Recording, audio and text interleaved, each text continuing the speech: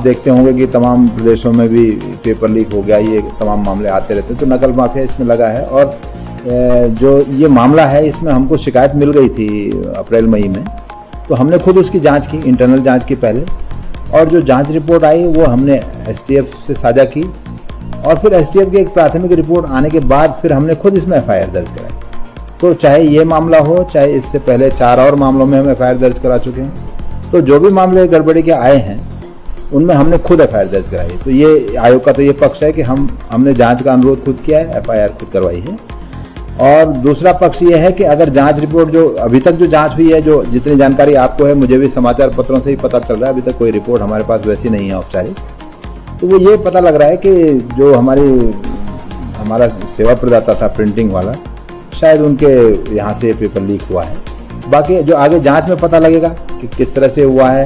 और कहाँ तक ये गया है, वो सब जांच का हिस्सा है। और मैं समझता हूँ कि एक जिम्मेदार एजेंसी इसमें जांच कर रही है और हमें कोई अच्छी सही जांच रिपोर्ट मिलेगी और जो दोषी होंगे उन पर कार्रवाई होगी, उन्हें सजा होगी। बहुत सारे कदम हमने उठाए अभी भी, जैसे शुरू में 2 मामले आए थे जिसमें ओएमआर में छेड़छाड़ का मामला पता लग गया था या हमारे संज्ञान में आया था, उसमें भी हमने एफआईआर की है। और फिर उसके बाद हमने 3 कॉपी रखनी शुरू की ओएमआर की, और उसमें से 1 कॉपी हमेशा रिजल्ट दिखने तक ट्रेजरी में ही रहती है, उसमें कोई चेंज नहीं कर सकता, तो वो एक व्यवस्था हमने अपनाई। उसके बाद डमी कैंडिडेट्स का मामला एलटी में आया था कि कुछ डमी कैंडिडेट बैठ गए हैं, तो उसलिए फिर हमने हर एग्जाम में बायोमेट्रिक लेना शुरू किया और अब हम हर परीक्षा में बायोमेट्रिक उपस्थिति ले रहे हैं, उनका अंगूठा निशान, उनका फोटो ले रहे हैं। उसके बाद ब्लूटूथ का आपने सुना होगा, हरिद्वार में ब्लूटूथ का एक मामला आया, तो हमने उसके बाद फिर सेलेक्टिव एग्जाम्स में जैमर लगाना शुरू किया, वो भारत सरकार की अनुमति से लगाना पड़ता है, तो वो हमने कार्रवाई शुरू की। तो जैसे जैसे जो मामले लग रहे हैं कि ऐसा हो सकता है, तो हम उसके करेक्टिव मेजर भी लेते जा रहे हैं। और अब ये मामला चूंकि ऐसा आया है कि प्रिंटिंग का जो चूंकि पहली बार हमारे यहाँ तो पहली बार 88 एग्जाम में ये इस तरह से पेपर लीक का मामला आ रहा है, तो चूंकि ये मामला हमारे भी संज्ञान में पहले नहीं था, तो अगर ये मामला आया तो इसके लिए भी हम जरूर करेक्टिव मेजर लेंगे और हम अच्छे से अच्छा इसके लिए सेवा प्रदाता लेंगे और इम्प्रूव करने की कोशिश करेंगे। और बेसिकली ये सारे देश में ये चलता रहता है कि वो भी कुछ माफिया भी कुछ और हथकंडे अपना रहे हैं और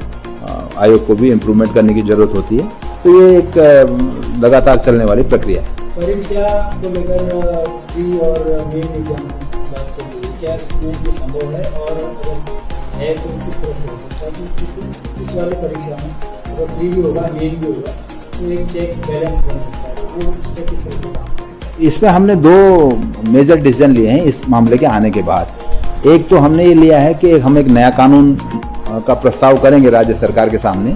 कि वो इस तरह की नकल के बारे में बहुत स्ट्रिंजेंट कानून लाए, और उसमें हम एक प्रस्ताव करने वाले हैं कि इसको नॉन बेलेबल बनाया जाए, संज्ञेय अपराध हो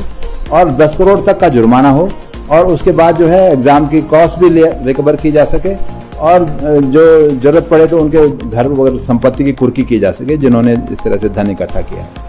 तो एक तो ये कानून का हमने प्रस्ताव तैयार कर रहे हैं आयोग, और राज्य सरकार के से अनुरोध करेंगे उसे विचार करने के लिए। और दूसरा जो आपने मामला उठाया कि 2 एग्जाम्स का, तो वो दूसरा निर्णय था आयोग का इसके बाद जो हमने आयोग बैठक में लिया है, वो ये है कि 2 टियर का एग्जाम हो, एक प्री हो जो बड़ा होगा जिसमें 3 लाख 4 लाख जितने भी बच्चे होंगे वो भाग लेंगे, और उसके बाद हम कुछ सिलेक्टिव पदों के सापेक्ष कुछ कैंडिडेट्स का मेंस लेंगे, जिससे हम प्री और मेंस को ज़्यादा कंट्रोल कर सकें। और कंट्रोल माने कि सुचिता की दृष्टि से उसमें हम हर तरह से जैमर वगैरह हर चीज़ करके, और उसका मोड भी हम बदल सकते हैं कि एक ऑफलाइन एक ऑनलाइन, तो उसमें एक में फिर प्रिंटिंग वगैरह कोई बात ही नहीं होगी, तो इस करने से काफ़ी कुछ सुरक्षा एग्जाम में हो जाएगी। और माफिया को 2 स्टेप होंगे, दो दीवार फांदनी पड़ेगी, तो उनके लिए कठिनाई बढ़ेगी। आखिरी सवाल आप प्रिंटिंग वाले सबसे ज़्यादा शक जा रहा है पेपर में से वो एक विश्वसनीय आदमी था जिसपे आयोग ने इतना विश्वास किया, उसने विश्वासघात किया है, तो उसका क्या ऑप्शन हो सकता है? उसके लिए भी यही हो सकता है कि मल्टीपल सेवा प्रदाता हों और रैंडम प्रिंटिंग हो, और इस तरह से एक या 2 को लेकर ना चला जाए, तो वो सब ऑप्शन आयोग विचार करेगा, मुझे उम्मीद है।